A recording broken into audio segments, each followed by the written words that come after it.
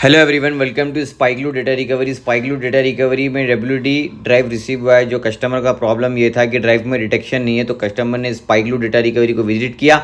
हमने कस्टमर के ड्राइव को डायग्नोस किया तो इसमें फिजिकल डैमेज था। फिर हमने ड्राइव को क्लीन रूम लैब में ओपन किया।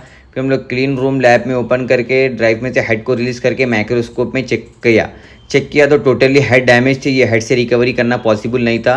फिर हम लोग ने सेम डोनेट से हेड को रिप्लेस किया। रिप्लेस करने के बाद हमने ड्राइव को रिकवरी टूल पर लगाया और कस्टमर का डेटा रिकवर कर लिया है।